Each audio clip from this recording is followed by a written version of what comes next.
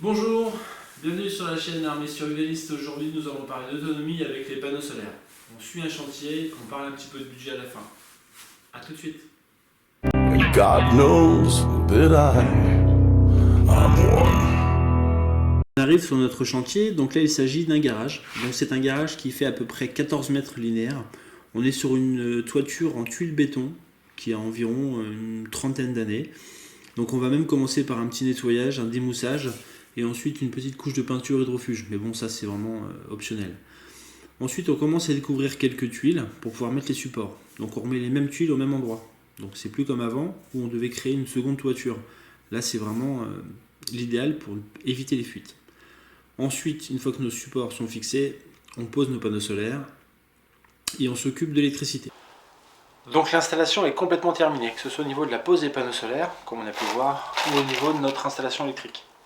Donc nous avons un onduleur et un tableau électrique. L'onduleur permet de transformer notre électricité alternative en courant continu pour le renvoyer dans notre installation. Donc là on a une installation de 6 kg qui représente à peu près 16 panneaux solaires. Donc selon la marque, selon la puissance, ça peut être 16, ça peut être 14, ça peut être 20. On a un transmetteur qui permet de renvoyer les informations de notre onduleur sur notre box et de pouvoir les surveiller avec notre téléphone. Une simple application, vous savez combien d'énergie vous récupérez pour votre maison et savoir ce que vous pouvez brancher ou ce que vous ne pouvez pas brancher. Voilà, que ce soit une voiture, que ce soit votre chauffe-eau, tout ce genre de choses. En France, la loi oblige, si jamais on a une coupure de notre fournisseur, que l'installation des panneaux solaires se coupe automatiquement. Pour éviter de renvoyer du courant sur la ligne et que si jamais des gens travaillent sur cette ligne soient blessés par le courant que vous renverrez avec vos panneaux solaires. Donc c'est possible de le modifier. Dans d'autres pays ce n'est pas obligatoire alors que les onduleurs sont les mêmes. Donc c'est possible de modifier les onduleurs pour qu'ils soient en complète autonomie. Alors là attention, on est en autoconsommation, on n'est pas en autonomie. En autonomie vous n'avez pas d'électricité qui vient d'un fournisseur. Là on est en autoconsommation, donc on a un fournisseur qui nous fournit de l'électricité. Si jamais on a une coupure générale, on n'a plus d'électricité qui arrive à notre maison, notre onduleur donc se coupe. Mais pour éviter de trafiquer l'onduleur, ce qui est interdit, pour éviter d'avoir des problèmes ou éventuellement de créer plus de panne qu'autre chose, on peut tout simplement mettre un groupe électrogène. Un groupe électrogène inverter, on a une autre vidéo sur le groupe électrogène. Vous branchez votre groupe électrogène sur n'importe quelle prise de votre maison, de votre garage, à l'extérieur si possible pour que ça puisse ventiler. Et là vous avez l'électricité. 2 kg, c'est pourtant très très bien. Avec ces 2 kg, ça permet de faire fonctionner éventuellement votre frigo, congélateur, votre télé, votre box. Et évidemment donc vos panneaux solaires se remettront en route. Donc c'est plutôt une très bonne chose. Avec ces panneaux solaires, vous avez une application qui permet de surveiller donc votre consommation, ce qui est plutôt très bien. Et avec Enedis, c'est la même chose. Vous avez une application qui permet de surveiller votre consommation et que vos panneaux solaires soient optimum. Voilà, sachant qu'avec une installation de 6 kg, vous serez en moyenne aux alentours plutôt des 2 kg. Voilà. Il faut quand même qu'il y ait un beau soleil. Le soir à partir de 18h, 18h30, vous n'avez pratiquement plus rien. Et le matin, ça va plutôt être aux alentours de 9-10h. Bon, après ça dépend des mois de l'année, mais bon, il faut faire une moyenne. On n'est pas non plus, on n'a pas le mois de juillet, l'ensoleillement du mois de juillet toute l'année. Voilà, on retourne à l'intérieur et on fait point sur notre tableau. Donc nous avons deux coupe-circuits qui sont là, qui sont reliés à notre différentiel qui est ici. Le coupe-circuit de gauche est alimenté par une prise qui est reliée à un groupe électrogène inverter. Si jamais nous avons une coupure réseau, il suffit d'alimenter mon groupe électrogène, l'allumer.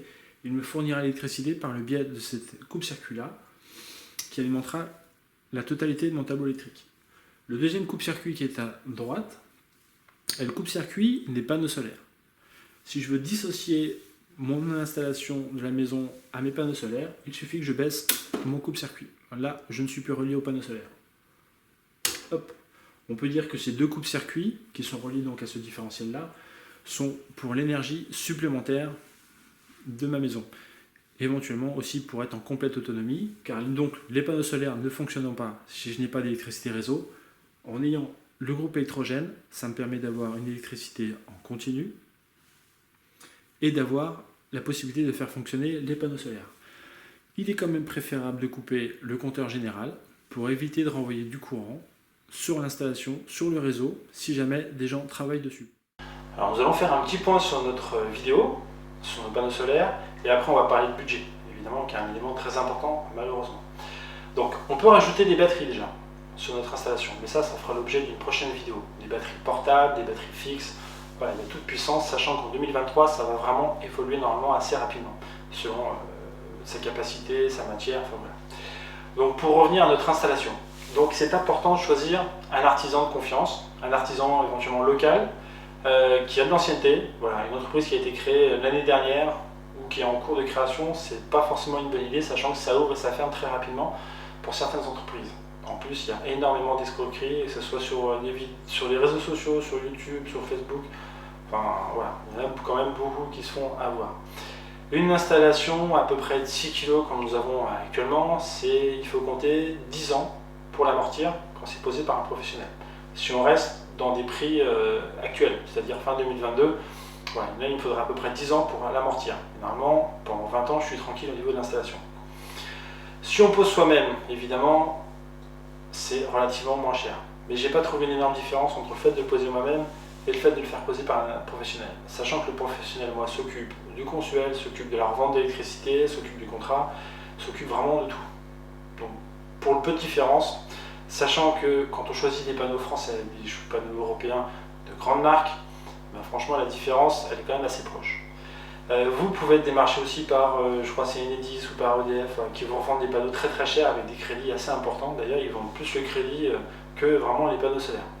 Un panneau solaire, pour avoir une capacité de 3000 watts, on va être dans un entour de 1500, 2000 euros si on pose soi-même, et ça va être jusqu'à 6000, 6500, voire 7000 même selon la marque, posée par un professionnel.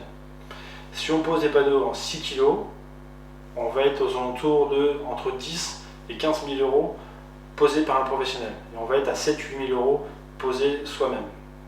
Toujours en ayant une bonne marque, évidemment. Après, je veux dire, ça varie vraiment énormément. Hein. C'est comme les voitures, hein. Ça bouge beaucoup. Après, on peut passer en 9 kg. Par contre, si vous faites une installation de 9 kg, là, on va être sur du triphasé. Donc ça change un petit peu. Déjà, il faut avoir sa maison triphasée. Voilà, c'est un peu plus compliqué. Puis il faut avoir quand même une surface de toit qui est assez importante. D'ailleurs, le toit, c'est un élément important, puisque si vous avez un toit plat, un toit en tuile, un toit en ardoise, un toit en plaque, un toit en zinc, voilà, ça ne va pas être le même prix, puisque vos fixations ne seront pas les mêmes. Donc il y a quand même des petites choses qui peuvent varier. Voilà. Au niveau de l'installation, donc moi à peu près 10 ans, si elle tient 20 ans, voilà, ça sera quand même une bonne affaire. Après malheureusement, l'argent, on va le mettre un petit peu de côté. Au niveau de notre utilisation, pour pouvoir avoir quand même une certaine autonomie, il ne faut quand même pas oublier que les panneaux solaires, forcément, on est dépendant du soleil. Donc ils vont commencer d'une manière générale vers 10h et vont se terminer vers 17h. Après forcément en été ça sera un peu mieux, en hiver un peu moins bien, si vous avez des nuages qui passent, vous n'aurez pratiquement plus rien, ça dépend quand même vraiment de l'ensoleillement, forcément. Donc c'est pour ça que ça peut être bien d'avoir un groupe électrogène inverter pour avoir une parfaite autonomie. On ne peut pas avoir des panneaux solaires, de passer de 6000 watts, de charger toute sa maison, de charger des batteries, le frigo, le congèle, la télé, la box, et d'un coup un nuage, on passe à zéro, on passe à presque rien. Bon, c'est quand même bien d'avoir un minimum qu'on continue. Et si vous avez une coupure, je me répète, si vous avez une coupure générale d'électricité, théoriquement vos panneaux solaires ne peuvent pas fonctionner. Donc il faut forcément une alimentation minimum pour que vos panneaux solaires fonctionnent. Bon, ça on peut le modifier, ça après chacun fera un petit peu sa tambouille. J'espère avoir été plutôt clair, que c'était assez facile à retenir tout ça. N'hésitez pas à poser des questions, à échanger, voilà, ça sera avec plaisir. Et je vous dis à très bientôt pour une prochaine vidéo.